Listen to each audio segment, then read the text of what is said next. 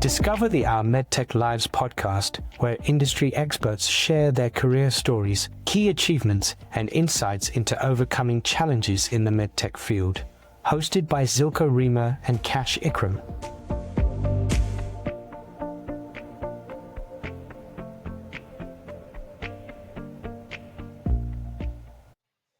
Hi everyone, and welcome to Our MedTech Lives. Today we have Weronika Michaluk with us today, who is the MedTech practice lead at HTD Health. She has an illustrious career, and she's currently also women's business leader at the US Healthcare Industry Foundation and is a Boston alumni as well. So without further ado, welcome Weronika to Our MedTech Lives. Thank you for having me. It's a pleasure. Hello. Hello, Weronika. Let's start with to ask you a little bit about yourself. Can you tell us a little bit about yourself and your way into medtech? And we know you have a very funny background when you start with this, please. Yes, so let me tell you the whole story, Yes, because actually, if you look at me when I was like 10, you would never say that I would be biomedical engineer and I would be what I was doing. So I'm Weronika, Polish, as you can tell by my accent. So I started actually, I grew up with boys. Like really, I grew up with lots of boys and I've been always playing football, soccer, right? Always. So then, I was really good and I got government scholarship from Poland and I went to soccer focused school. Also, I was just like playing soccer my whole let's say childhood. Yes, soccer, football, I will be switching that. And then I was playing professionally and I got second place in Poland. We got vice championship. Unfortunately, we lost the final. If we had won the final game, we would have gone to Paris, I guess. That was like Women's Champions League. So imagine, maybe I wouldn't be here then, if I had won. I don't know. But, at some point, I had to like sit down and make the decision whether I continue playing soccer or I actually get the degree and, and have maybe more secure future. So like in Poland, it was not so easy to just make a living when you play soccer. And I was like, I love it, but I think I need to find something, that will just help me make a good living. But then at the same time, I can still play soccer. And I'm still playing with boys, with different men. Oh. Yes, so maybe you can play one day, So then I decided, I don't know I was like, like medicine, biology. So I was thinking about even being a doctor, but I faint when I see blood. I cannot handle like blood. And when I was like also thinking if my patient dies for me, it would be like too hard. So then I'm like, okay, I like physics, I like informatics, and I would like to help patients. So maybe I will find something to help patients and physicians indirectly through technology. So then biomedical engineering came in. So I I did bachelor's in biomedical engineering in Poland, then was working as a biomedical engineer, designed and built a wireless ECG system. So you can do a EKG, ECG at home and then send your like data exams to your physician. And that was actually kind of at the very beginning of what I'm doing right now, because that was the initial, let's say, thing of software as a medical device, which is my current focus. So then after, Poland, I went to South Korea and I was working as a neuroscientist in South Korea, where we were focused on optogenetics research, which was pretty cool because we were doing the research whether you can bank a sleep. So imagine next week you have a very intense week and you will be sleep deprived. So can you actually bank the sleep? So sleep, longer this week to be refreshed the next week. So we had pretty good results so far. And can you? By then, my professor is still doing the research. So, maybe. But the good thing is that also my professor is now starting his own company when he will be using this research to create the EEG helmet to help patients with insomnia. So actually, the research is pretty nice. So that really helped me to understand also the research side. So when you look at my background is like from soccer, then to engineering, then to research. And then I was like, I don't want to just be, like closed in the lab for the whole time because I love people. So then from South Korea, I went to Miami, to US, where I did my master's and then MBA at the University of Miami. And that's how I joined Boston Scientific. I joined Boston Scientific when I was based in Miami, US, and I was in charge of Latin America and the Caribbean, which was pretty nice because I got to travel to all these beautiful places. And I was leading digital health and software as a medical device, projects then, and remote support. But then, when COVID hit, actually, I got some issues with visa. For Europeans, we have to have visa, and I had to be transferred to Europe. So I got transferred to Europe, and I was working for Boston Scientific in Europe. And that's how I also met Glyn, who was here at this podcast some time ago, my great friend and by then mentor. I learned from him so much. Oh my gosh. And that's also, like all these things that I'm doing now, like the quality around software and innovation. He was also the one that kind of taught me really guided me there. So great person.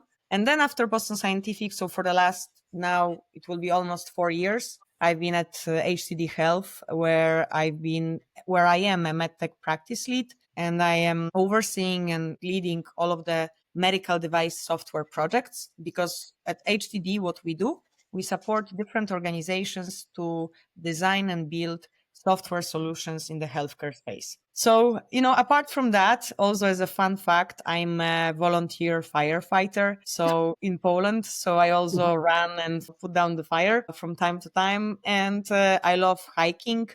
I did, it's already 3 years ago, I went to Kilimanjaro, and that was something amazing because I really pushed my limits, and after doing Kilimanjaro, I was like, I can do everything now. So if you want to push your limits, I really recommend that. It's challenging stuff. Well, you sound very like a competitive person, but I can't let the football thing slide. I mean, who is your football team that you support? So from Poland, it will be Legia Warszawa, Legia Warsaw. Okay. I've been going to the teams and supporting them. Yeah. But from the overall, yeah, FC Barcelona, because I've been living in Barcelona, and we have Lewandowski, Robert Lewandowski, who is there, and also Eva Pajor. Eva Pajor is a Polish woman, a soccer player who I used to play with 12 years ago, and now she's at FC Barcelona. She was starting. We were starting kind of hand to hand. But she missed the MedTech career for this. Yes. She missed. So she we didn't really play at the same club, but at the same region. So she was in the same region, and that's why every time when I look at her and I see her playing, I'm so proud. Yes. So this is amazing. And what about Premier League? And there's only one correct answer, right, to this question. Okay, so that will be. So I have to tell you, I have a friend who is a great supporter of Arsenal London. He's super, and I have a cousin, I guess. A cousin who is an amazing supporter of Manchester United. So I see your reactions. I've been trying to see, which one. I guess nothing. Which one is yours? Just nice talking to you, Weronika. I'm a Liverpool fan. Long-suffering Liverpool fan. Yeah. Liverpool. Here you go. I like all of them. Premier League. You never walk alone. And what position do you play in? Front. I was the one that was scoring goals. Oh, you're the main of the team. Okay. Yeah. Weronika, let's talk about, before we talk about MedTech, about your journey. I mean, you were born in Poland, then moved to South Korea, and then to the US. And I think the mentality and culture couldn't be more different, right? So for our viewers or listeners, wherever they are joining us, who are thinking about changing countries for a job, what tips do you have for them? So definitely, be open-minded and be ready for a challenge, because of course there are different things that you have to figure out. Like for me, when I was going to So every time when you go to a new country, you have to figure out your taxes. You have to figure out this like social security number. You have to open up a bank account. You have to, have all these things like figured out. I would say start the research early on. And if you are in a big organization, like when I was, for example, at Boston Scientific, they have like the whole team to support me as well during the transition. So don't be afraid to ask, for help, because that's definitely important.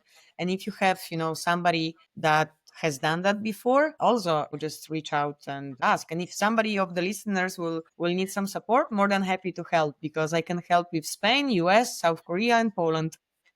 I think we can add Switzerland and Sweden and UK and Germany, right? There you go. So we can have like a national consultancy. A Yeah. relocation service. We can have a How good is your? So I used to speak Korean because when I was Wow. there, we had to present in Korean. But because Wow. it was like already, like 8-9 years ago, now what I Yeah. can say is Imo sege megju chuseyo, which means excuse me, 2 beer, please. Helps you to survive.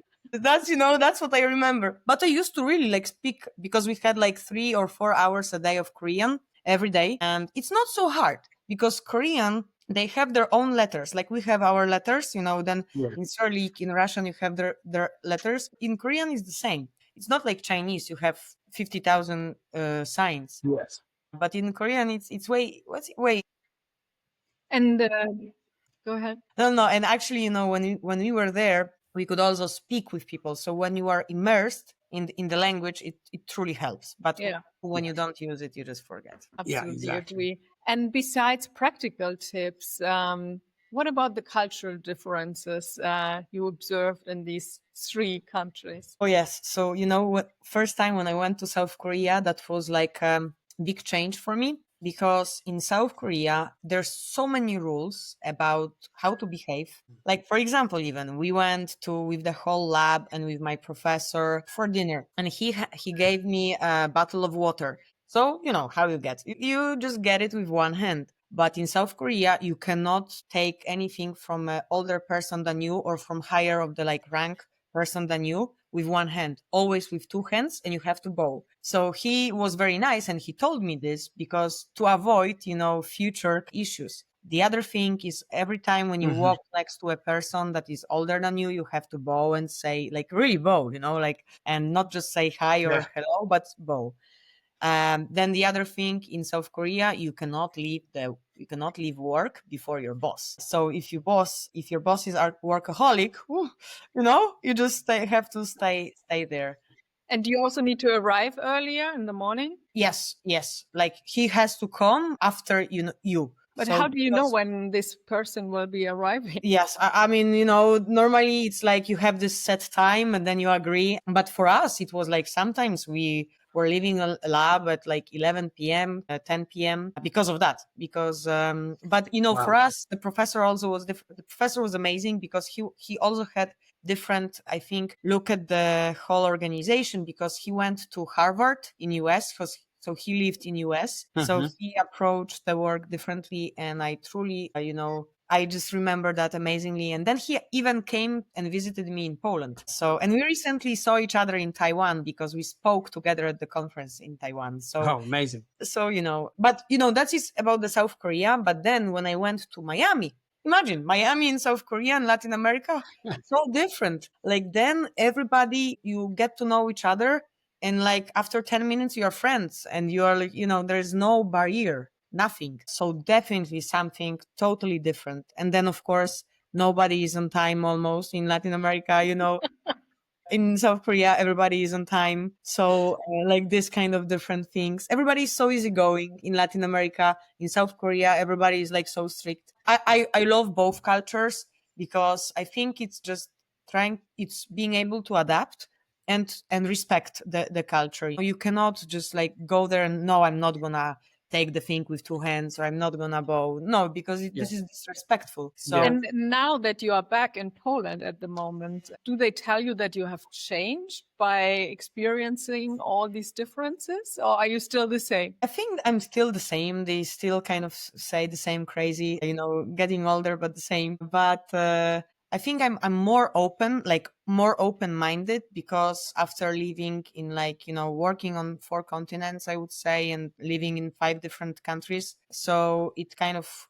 helps you to open up the mind. And also through work, I've been traveling a lot. So visited many countries. So I think it really helps to be more just like open and understanding others, and enjoy, just Yeah, the, it's a lot of fun.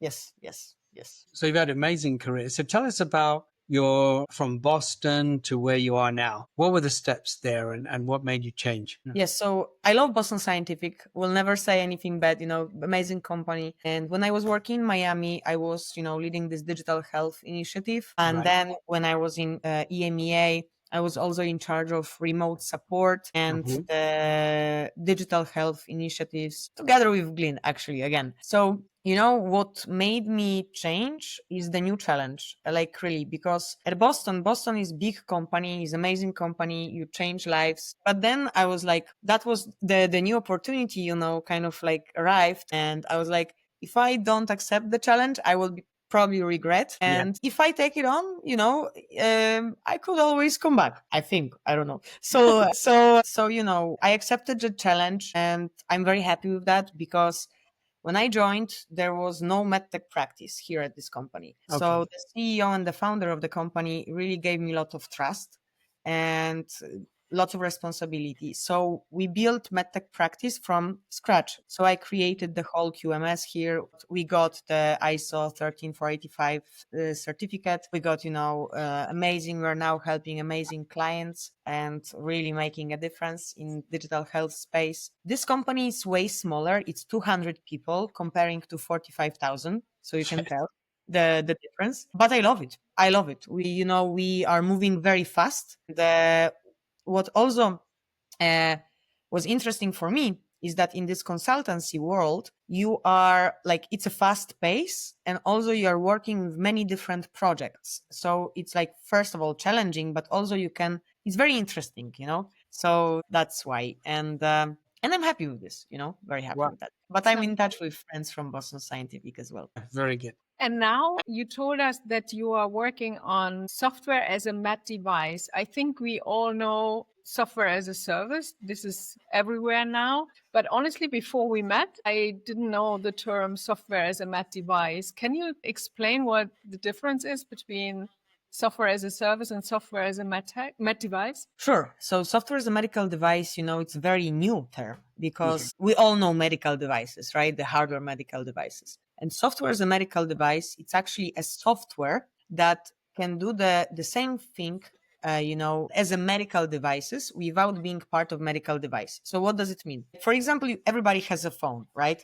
So then one of the examples of a software as a medical device could be an application that, uh, you just put your finger over here and it measures your heart rate, like one of the examples, and it can check whether you have a heart arrhythmia. One of the examples is a company FibriCheck, based in Belgium, a European company, and they actually developed class 2 software as a medical device. I know a founder, very nice person, and you just use your phone and you can, check whether you have heart arrhythmia and send your data to a physician. Then, like, this is, the Apple Watch, and then it can also do EKG at home. So it's class 2 medical device as well. So I can tell you also like a funny, not funny story from my like personal life. Like 3 years ago, we had a first communion in Poland, and first communion in Poland is pretty big, big event. And after that, we also had some, like, over the weekend, we had like the whole company, the whole family.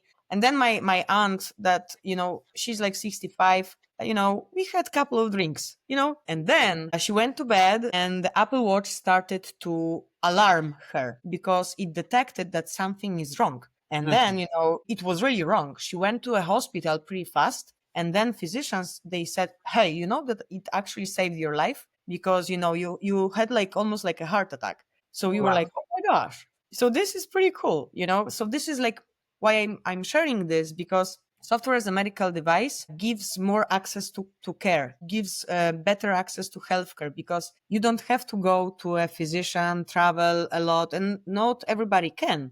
but you just need your phone, and there's so many applications that can be run there. Like one of Yeah. the examples also, it's, USG. If a woman is pregnant, you have to go to physician, the USG ultrasound. But we've also built a medical device software, remote, like portable ultrasound, where you have a probe and you can do ultrasound at home and show the results on your phone. So, that's pretty nice. So that's a very long answer to your question, but software as a medical device doesn't run on a hardware as a medical device, but it has a purpose as a medical device. And then the SaaS, it's software as a service. So, software as a service could be like Salesforce, lots of people know Salesforce. It's like a CRM. But also software as a service could be SaMD, could be software as a medical device. Because if, for example, that would be like a application that would diagnose or detect some diseases or treat disease, but it would be like a software as a service. Let's say physicians would use some software to diagnose patients with some disease. Then it would be SaaS, software as a medical device. So kind of. I'm curious now because in my last job, we had a software with the product, and the software was like a consultancy software, like nutrition advice and how to lose weight. Is this a service or a med device? Oh, so this is a great question because when you go into this advice education, we call it gray area because it really depends what are your limitations. Because if you will tell, let's say, patient that based on your blood sugar level or based on your data, we diagnose you with XYZ, then it's software as a medical device. But if you just educate the patient and tell, hey, maybe you should talk to the doctor, etc., etc., Exactly. then it's not a medical device software because you are just suggesting something and educating. I don't know if maybe you remember, Silke, but was there any like disclaimer that it's not, for the treatment? Exactly. And also there was a safety program when you said, I don't feel well. It was immediately like, talk to your healthcare Physician. professional team. Exactly. So that's the service then, right? It's not a Yes. medical device because it stops. Yes. So then if you say, talk to your physician, then it's not a medical device. Interesting. Yeah. Interesting. You can think of others like the software you have on your phone, but a lot of them are associated with wearables, right? Wearables and software as a medical device kind of go hand in hand, Yes. right? As a lot. Like we call it also like connected devices because you very often need some kind of a hardware. Like we are working also on a very interesting project. Lots of projects are actually like software, and then you have a cloud solution, keep the data in the cloud, and then you have some kind of a hardware device. And all together it's a medical device software. And who are you targeting with these products? Is it the patient directly, or is it the physician or the hospital? I mean, who is the target customer? Both, depends. So to give you example, we developed software as a medical device class 2 that ran on a computer, so that we didn't have any additional hardware, and it was designed to help physicians during cardiac ablation. Because when you do cardiac ablation, you put a catheter and you have to know where to do the ablation. So then we designed and developed the whole platform software that based on the electromagnetic field and the AI algorithm, we could guide physician where to do that. So that was for the physician, and that was just without hardware. But very often, it's for patients. So whether it's in cardiology, neuromodulation, etc. Like even in diabetes, you have a lot of the software as a medical device, like Dexcom or Abbott. What they have, this continuous glucose monitoring.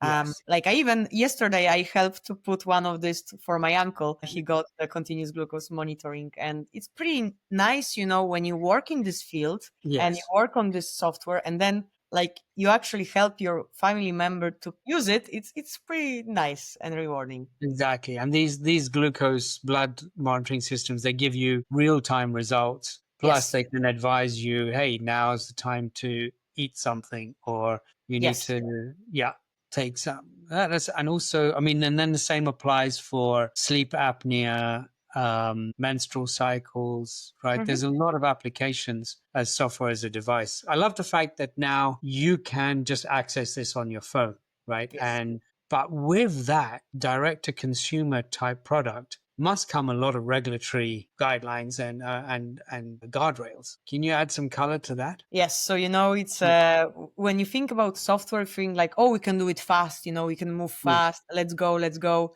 But then in medical device space, everything is risk based, because we have to remember that at the end we have this patient, so then Yeah. patients will be using our software, and the higher risk, the more rigorous, the development must be. So I would say that we kind of follow the compliance by design approach and Yeah. compliant agile approach, which means that we want to stay agile, which means like flexible and be adaptive to change. But at the same time, we must meet all of the regulatory, requirements. Because when you are develop a product that is software as a medical device, you must go through the FDA, like in US, and then in Europe, it's EU MDR. And each country actually in Europe has their own regulations as well, which doesn't make it easy. Yeah.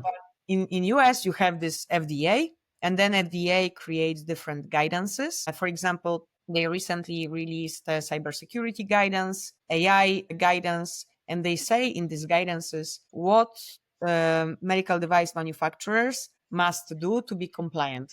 So there are also different standards like IC 62304, which talks about a software lifecycle, so how to develop software according to regulations, or ISO 14971, which is about risk management. So what type of risk analysis you must do in order to make sure that software is compliant. So I would say, you have to balance the But speed. Veronika, you mentioned this application where you use the camera of your phone, right, to screen. So this is also, you rely on the camera of the phone. So Exactly. is this phone manufacturer also affected by the regulatory approval or not? So the phone, no, because that would be like bad in the risk analysis and in your SOUP, let's say, which is a software of unknown provenance, or like other things. Let's say if you are developing software and you use something that is not developed by you, but let's say some software libraries, which is software of unknown provenance, or specific hardware that is not manufactured by you, you have to do very rigorous risk analysis and document everything. So like say for why you are using that specific device. Then also explain, what are some risks? What have you already done to mitigate these risks? But this example that I gave you, this application, you can go to App Store and download it. So imagine they cannot even control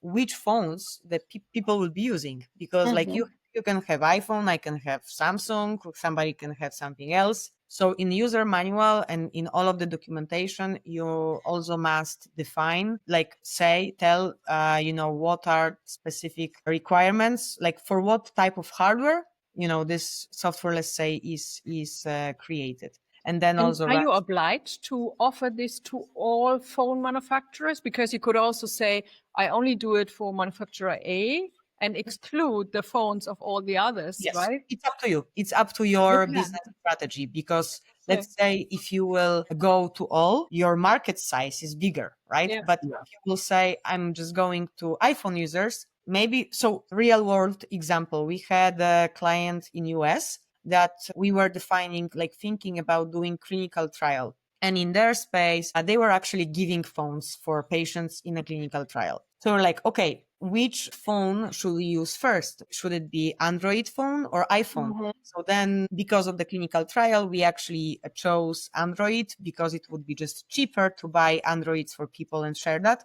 But now, when we are going commercial, we are prioritizing iPhone, because in US, most of the people are using iPhones. So also, if it really depends on your strategy. If you are going to Asia, most of people in Asia use Android phones. So there is no sense to focus on iPhone, because that would be, waste of money. But what we do, we very often develop software in the technology stack called Flutter, which means you develop software once and then you just have to do a couple of tweaks and then go into Android and iOS at the same time.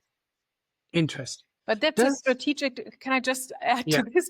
That's a strategic decision of your company. I was just thinking, is it allowed to give a benefit to one of the manufacturers, because you could say, like, let's say if you suffer from diabetes and you really want it, you have to buy this phone, because otherwise you cannot have this app. And the manufacturer could say, hey, you are excluding us, and force people to buy from the competition. Is this an issue? So great point. So company that I mentioned, Dexcom, that, does continuous glucose monitoring, and they are in Switzerland. And then also Tandem Diabetes, they are in Switzerland as well. And then Abbott. So what Tandem did, they created a medical device software together with a hardware device that can work mainly with Dexcom and Abbott. So mainly with two. So then, that was their strategic decision. And why was that? Because Abbott and Dexcom, they have huge market share, and they have, that's the biggest potential. And also for them, because of this very particular way of working, it's not just software, but it's also hardware, which makes it more difficult. When you develop hardware and then when you must integrate with other hardware and other systems, then you must focus on specific things. Another example that I will just finish with that, what we are doing right now, the amazing project in neuromodulation space, we are developing the whole software orchestration system, but we also had to do market analysis and define what are the hardware manufacturers that we want to prioritize and integrate with, because it would be just impossible to do clinical trial on all of them from the time and the cost perspective. So it's up to you and your business decision.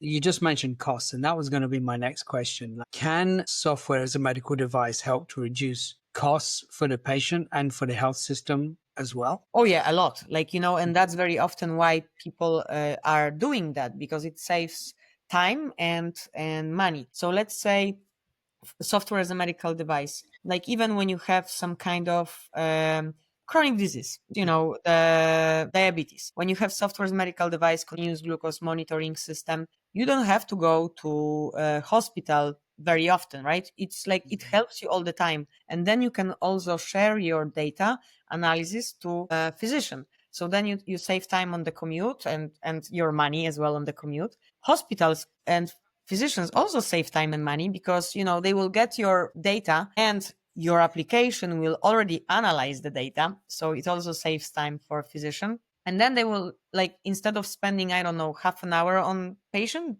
they will spend 5 minutes with the same result. So it's definitely time and money saver.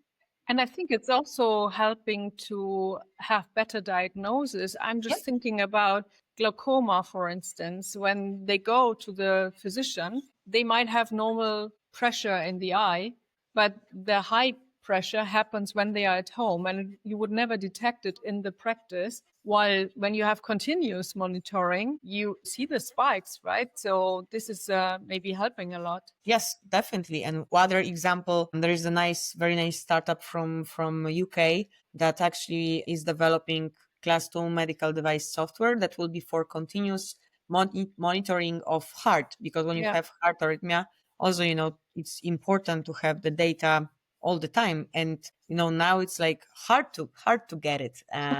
So definitely, yes. And it's just easier for patients to do it from home, let's say. It's kind of seamless. And then for physicians, it gives you more data, more information. So it's better care as well. It's not just saving time and money, but also providing better care, which actually should be the priority, And also they are in their natural environment. I think when in the past, you had them as inpatients for 24 hours, but you had them in the hospital all the time. So they don't do what they normally do. It can change a lot, right? When you're home. Yeah. Yes.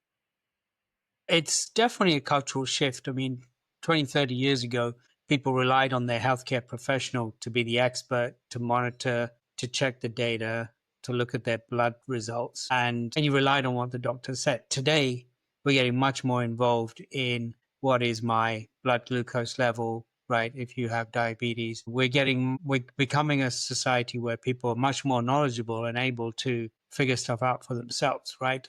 Monitor their health, medication, etc. But it can that inherently can increase the risk, right? If there's no healthcare professional involved and you're relying on a software or an AI software to help make decisions. So what's the regulatory pathway to get medical device like this? You mentioned some class 2 devices, but I mean, how does a manufacturer ensure that this is going to be making the right decisions for you or the right suggestions and get that past the European and the US regulators, for example? Great question. So it really depends on your class of the device. So what class means? There are like three main, let's say, classes of the device from FDA, class 1, 2, and 3. And the higher the class, the higher the risk of, let's say, the higher the risk for patients of using the device.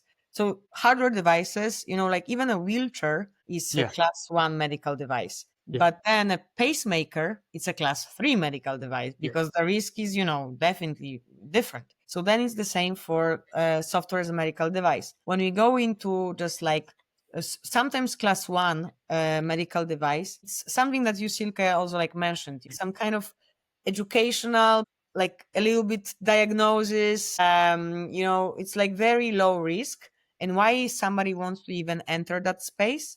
Very often because of the reimbursement, because sometimes you have different reimbursement codes. Like in US, I would say in US, only if you are software as a medical device. So that's also your business and strategic decision, whether you want to go through the FDA or you want to stay away. But then if you enter the like class 2, which is like definitely diagnosis of the disease, then for sure you are medical device software, you must go through that. And then class 3, even more difficult. So class 2, they are like two pathways, which is de novo and K. And then for the class 3, there is PMA. So they are different pathways, the regulatory pathways. They are more, but these are the main ones for medical device software to be cleared or approved. So it's for medical device softwares that you can find. So let's say, again, coming back to this continuous glucose monitoring system, there is this Abbott Freestyle Libre that, is doing one thing, and then Dexcom. So whichever went first to FDA, and if there was no solution like that, they had to go through de novo. But then the second company that was doing very similar thing, the intended use was very similar, and then the company was going through K. And K might be easier, but again, you might not get all of the reimbursement that you want, because very often you will be getting better reimbursement for something that is very new. Then also there is a breakthrough designation. So breakthrough designation is for like a breakthrough new technology. So it's not approval, but it's a shortcut to get approval for the manufacturer. Because if you get the breakthrough designation, then it's just easier, faster for you to then get cleared. So, from product ideation, when you start with some product ideation, you must do this designs, development, and then you must do this clinical testing, usability engineering, validate the product, right? You have to verify and validate the product, whether it's correct. And then you have to go through clinical studies. And then at the end, you can have the FDA clearance or approval. And again, depends on the class of the device. It can take from 3 to even 10 years. So it's a long run in the medtech. You just mentioned testing. We are used to have all these clinical studies in hospitals, right, for new devices. And how is this software tested, and do you have physicians involved when you develop a software? Great question. So when you develop software as a medical device, you must create what is called control matrix, like traceability matrix, design controls.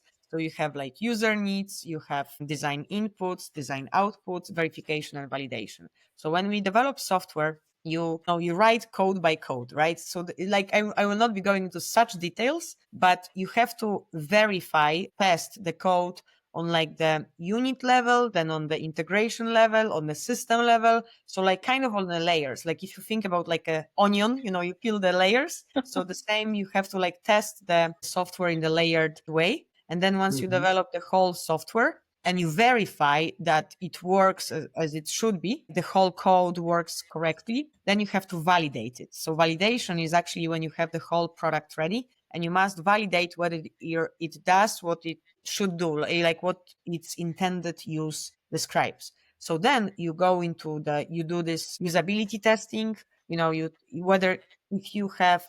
the software is for physicians, then you have physicians involved, of course, and then you do the testing with them. You design the whole study. You have the protocol, the plan, and then you have the results. Then you get the results, and then based on the results, you might, make some changes, because we always have to think about human factors, and usability engineering.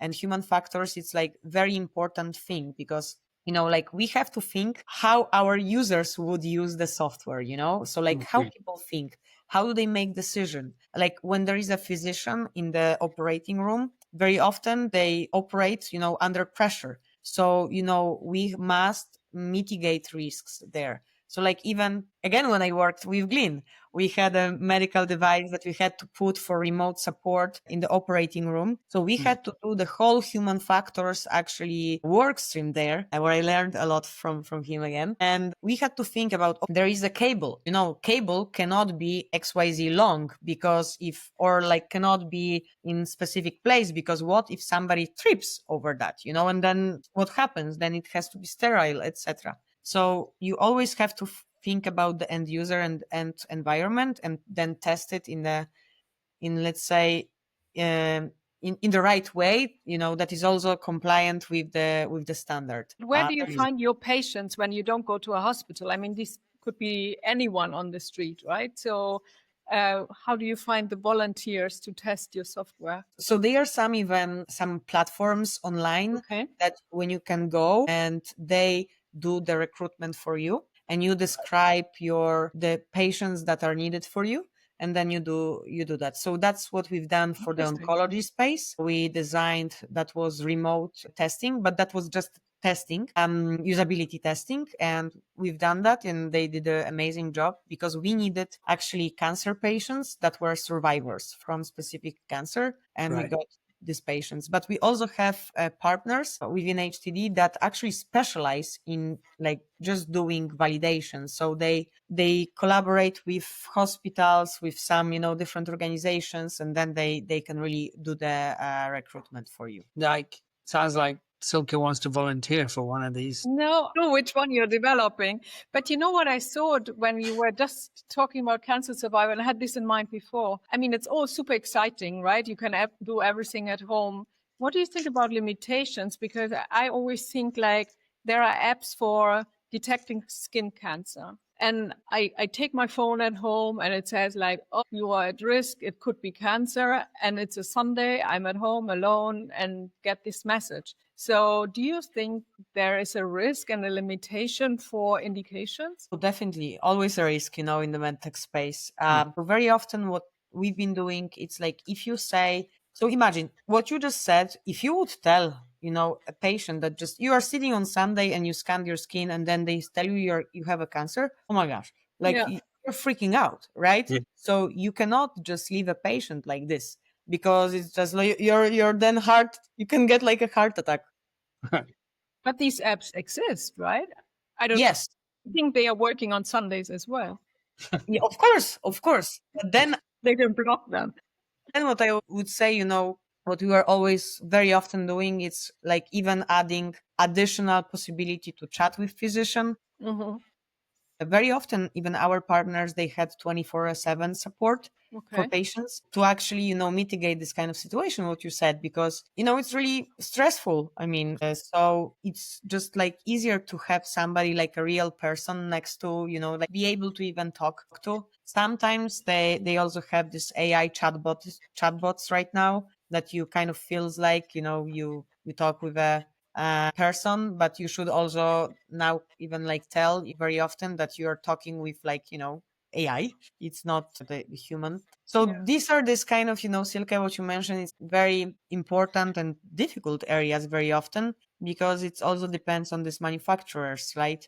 Like how are they gonna then kind of like take care of the patient's safety, but also patient mental health, because getting diagnosed with something like this, it's pretty stressful. Yeah. One thought that comes to my mind is when I've run through my mind about some of the top 20 med device companies, they're not necessarily software development companies, right? They're, Joe Mullings, the great Joe Mullings, shout out to him, always talks about digital natives, right? They're not digital natives. So does this open the door to the Amazons, the Googles, the Apples of the world to now enter into the medical space and other non-traditional med device companies? And Is they this are already, like really entering, like both Google, like Apple. So Apple Watch, this again, not yeah. advertisement, got approval from FDA to be in clinical trial even because it's so accurate and it's class 2 medical device. So Apple goes there, and imagine Apple already has so much information about users. And if you add on top of that your heart rate, your like everything, so then they will know everything about you. Yes. The same with Google. Google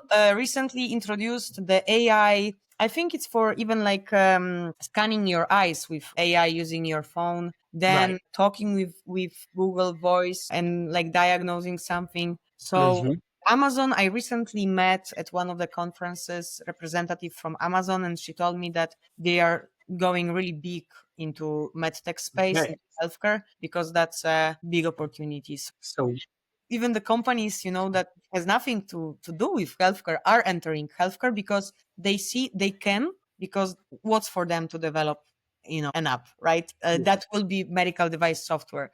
Okay, it must be compliant. They will have people, they will do that.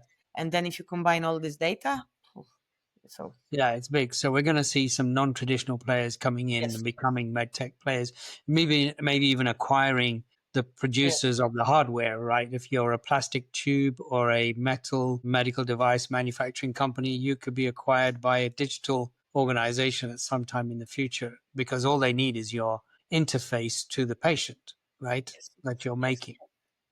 Ah, it's fascinating. It's definitely a rapidly growing area that's Oh yeah, developing very fast. Yeah, I very think new, maybe. no, very new and very rapidly growing. Yes, Yeah, I think we all know at the moment these basic measurements, right? Like heart rate, heart rhythm, oxygen, glucose. Which trends are you seeing? What should we expect for the future of software as a med device? so of course I have to mention AI, right? Yes. Everybody talks about AI right now, but AI will be like everywhere, and it's Mm. already everywhere. But we have to also divide, like there is AI, then you have ML, then you have generative AI, LLM. So it depends different uses. But the like very interesting thing is the MIT researchers from MIT developed amazing AI scanner that you can scan your breast and predict that in 4 or 5 years you will have a cancer. So this is amazing. I would say like this is a game changer, because imagine like if I had that I will have a cancer, I will in 5 years, I will take preventative Mm. steps for sure. So it can really help to prevent. So the prevention will Do you think definitely. it's coming soon already, or is it on the horizon? Now they have to do all of the approvals. So they Okay. did it. They do the clinical studies, and now they have to go through the FDA approval. So I would say within the next 3 to 5 years, Mm-hmm. that should be in the market. Wow. Yeah, Definitely.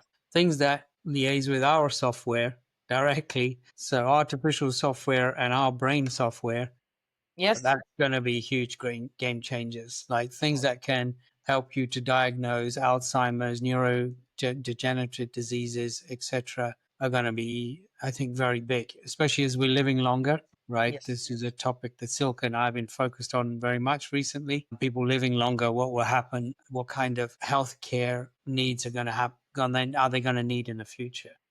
Oh, yes. And yesterday I read that there was a scientist from Asia or somewhere that they Yeah. developed some kind of that's not software, but they developed a way to make your skin be young again. Like they took 53 years old skin and Yeah. they did some magic, and then the skin was behaving and looking as a 21-year-old, and that lasted for weeks. So if that's something will be approved, I'm signing up. Wow. The Oscars will never be the same. And then you need to find your partner at school. Yeah, but it's like, I don't know. It's like the technology is really, moving fast, really moving fast. Very fantastic.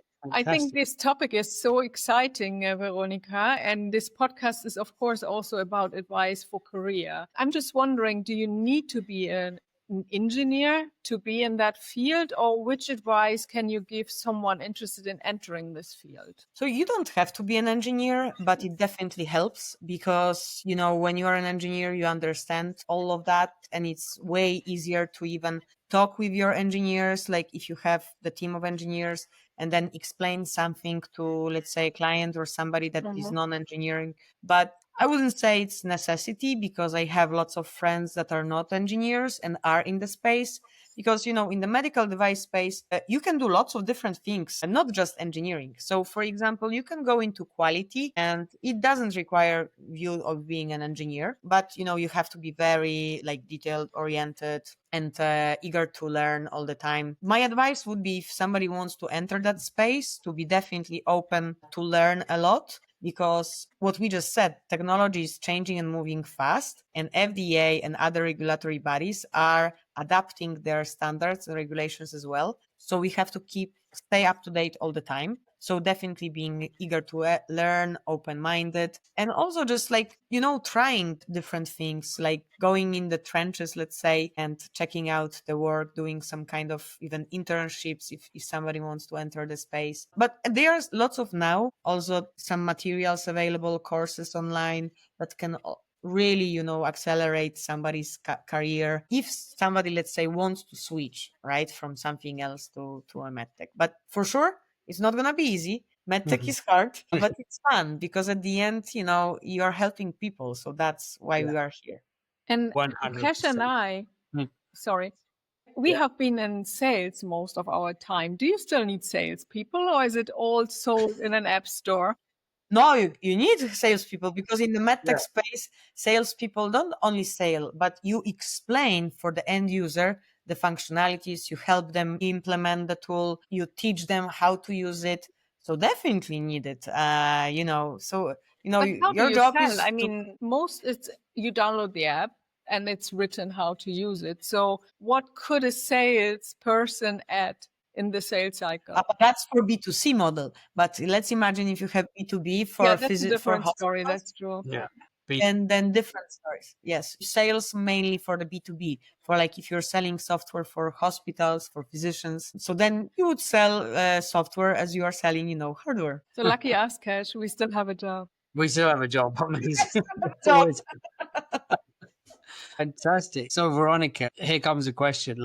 You've had an amazing career. You've been all over the world. You've circumvented the world in terms of where you've worked, different cultures. Thinking back to the young you on the football field, what are the 3 things that you know now that you wish you'd known then? So, definitely MedTech is a marathon. Like your whole career is a marathon, not a sprint. So pace yourself, which brings me also to the second one, which you don't have to know everything now. It's okay not to not know everything. Just stay curious and ask questions, definitely.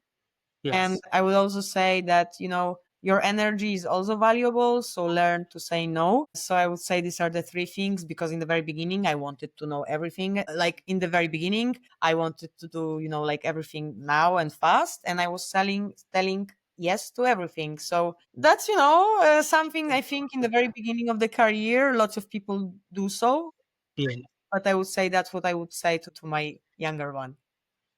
Fantastic. That's good advice. Good advice. Thank you. I think you've given us so much insight here today. I mean, software, AI is changing our lives in all areas. And now not just inside a hospital connected to a medical device, but also outside a hospital, outside of medical facilities. It's transforming the way care is delivered. It's reducing costs, as you also told us, which is really important. So thank you so much. It's been fascinating. I think I would encourage our listeners to look you up on YouTube, because there's some fascinating presentations that you've made.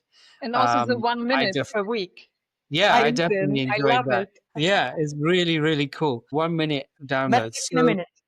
Yeah. This is, I think the software AI is the fastest developing area of medtech. So if you're thinking of getting into medtech, there's definitely an area that I would suggest you focus on. So again, thank you so much for these amazing insights in this rapidly developing area. Thank you. Thank you so much. Thank It was you, a pleasure, Veronika. really. Thank you so much. Thank you for tuning into our MedTech Lives. You have been listening to Zilka Riemer and Tash Ikram. We're committed to bringing you insights and stories that inspire and inform the medical community. If you enjoyed this episode, be sure to subscribe, leave a review, and share it with your network.